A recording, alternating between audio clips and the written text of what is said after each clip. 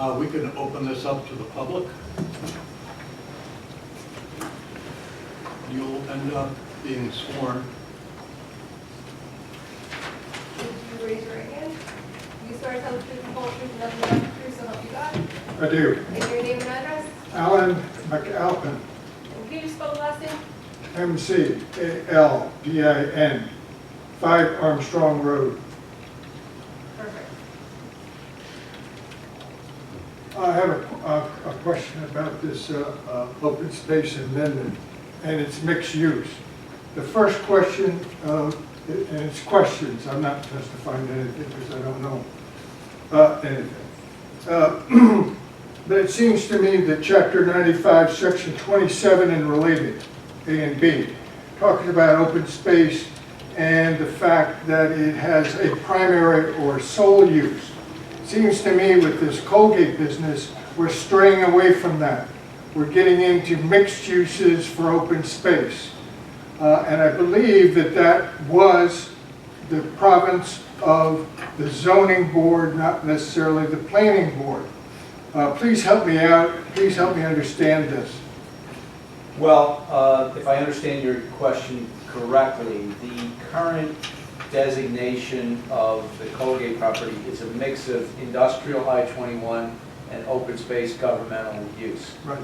And basically this land use plan amendment would eliminate those classifications and replace it with a mixed retail, commercial, residential, and open space use. For Colgate only. Correct. This amendment Not is for the rest only- of the township. It's only for block 10401 lot 3, which is Colgate. 49 acres, Colgate only. Has nothing to do with any other property. So this doesn't change any existing ordinances more broadly. No, it does not. Thank you, Nor does sir. it change any other master plan designations more broadly. It's only the Colgate side. All right. Is there now in the master plan that we've discussed so far any such broad changes that which may include mixed use for open space? So far, There isn't, and as you're probably aware, because I know you've been at a lot of the meetings, the planning board is in the process of doing a re-examination of the master plan. And you got it, and any of those issues will come up in the discussions where they're addressed in the last re-examination report. And the board, if they have any issues with regard to changes with regard to open space, they're free to raise that. And ultimately, I don't know as I sit here what's going to be in that document, but certainly it's in the purview of this board to address open space on a global basis. on a broader basis. Correct. I understand. Well, when that happens, would we please discuss the implications of that, the consequences of that, who benefits, who might be disadvantaged by that when it comes to there? Can we please broaden the discussion to include such things? We can certainly do that. Thank you, sir. You got it. Thank you. One other thing I just want to point out to the board, this is kind of an odd situation where this property was in 2 different zones. I mean, normally a lot would not be split.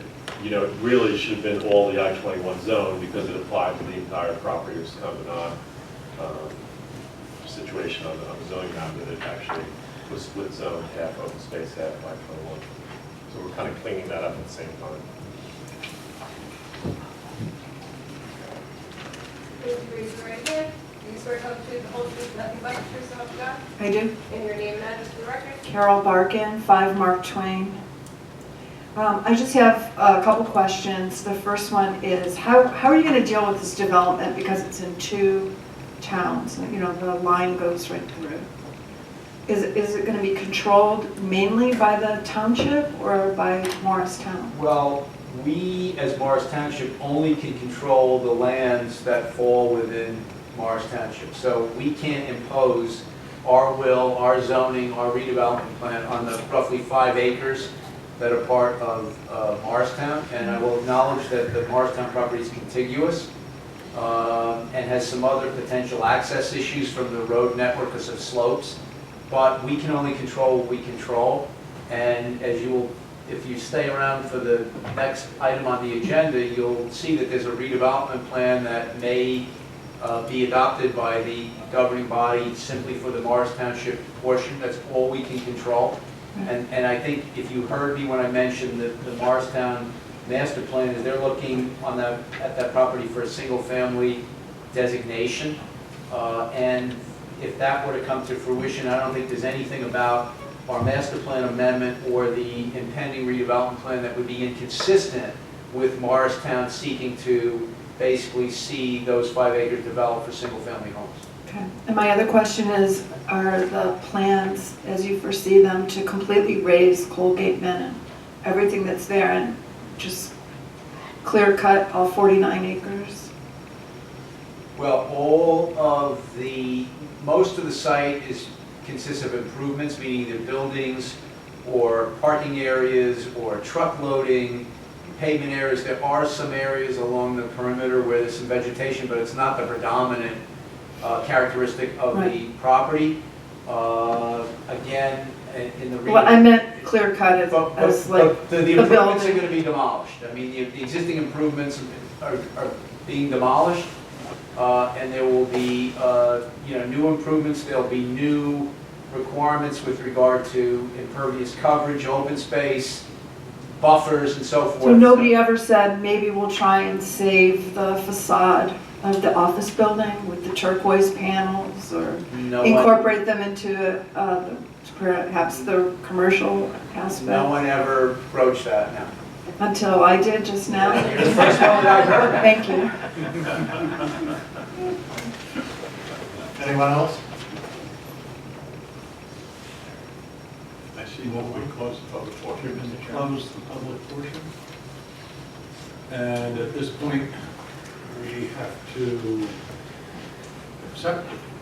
You would adopt the document, and I guess there probably is a resolution that council will Yes, draft. there is. So I'll turn it over to Amanda. Do you want to highlight it for us? It's pretty straightforward. I think it's pretty straightforward as well. It's basically the report and plan that Mr. Phelps just went over with you. This resolution is just adopting that plan. I'm sorry, I can't hear you. Oh, sorry. So this is just the adopting basically what Paul just went through. We would adopt a land use element of the amendment to the master plan. And we heard from the public and we heard from professionals. So we would turn it back to the board to approve it. I would move approval, Mr. Chairman. I would second that. And we have a roll call. Is there any discussion? Okay. Can we have a roll call then? Bobbin, Yes. Loman, Yes. Carr, Yes. Ms. Jones, Yes. Ms. Murphy, Yes. Mr. Romano, Yes. Mr. Benvenuto, Yes. Mr. Mancuso, Yes. Mr. Ventura. Yes. So moved. Now we're moving up.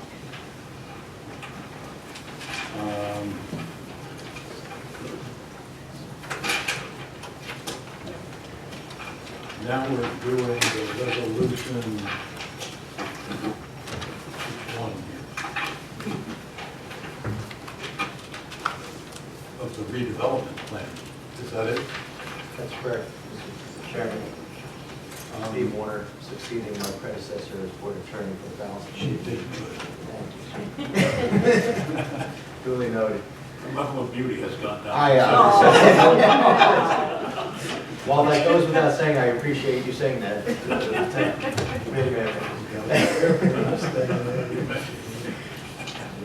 This is the planning board's consideration on resubmission back down, so to speak, from the township committee as to the master plan consistency with respect to the former Colgate Palmolive property redevelopment plan that was introduced on first reading by the township committee already. That is where we are now. And that's this. And that is the three-page, I'm sorry, well, three-page resolution adopting same, if and when you do so, finding it master plan consistent. It's not a public hearing, as the board is aware, but I do believe the presentation perhaps abbreviated by... This should be very quick, because the document, the redevelopment plan which you're considering this evening in part for master plan consistency is the document that grew out of our discussions, and it's basically your document that you recommended to the governing body, and that document was introduced at a first reading by the governing body, and then they're scheduled to have a second reading and public hearing in the not too distant future. But, so unless there are any questions, you should be familiar with everything that's in this document because we went through it page by page. But the one nice thing now is that we just adopted the land use plan element of the master plan to basically create a new category for Colgate in the master plan that, guess what's now going to be consistent with the master plan, this document. But if I may, Mr. Phillips, I'm just going to, while it's not a public hearing, swear you in and get your opinion with respect to the issue. Do you swear to God or affirm that the testimony you're about to give is the truth, the whole truth, and nothing but the truth? Yes, and as well as the testimony that I just gave in the preceding 2 minutes. Thank you. And my one and only question to you is your opinion as a professional planner, particularly the planner for this municipality. Now, given the recently adopted amendment to the land use plan element, is the redevelopment plan, in your opinion, consistent or not inconsistent with the master plan as it's presently constituted? It is both not inconsistent and consistent. There you go. We got half full and half empty all at the same time. We can bring this show on the road, I think. I have no further questions. Do we have a motion then? I would make that motion, Mr. Chairman. Is there a second? Second. Was that Mr. Benvenuto? Yes. Is there any discussion by members of the board? Then we could have a roll call vote, please. Mr. Bobbin? Yes. Mr. Loman? Yes. Mr. Carr? Yes. Ms. Johnson? Yes. Ms. Murphy? Yes. Mr. Romano? Yes. Mr. Benvenuto? Yes. Mr. Mancuso? Yes. Mr. Venture? Yes. So moved.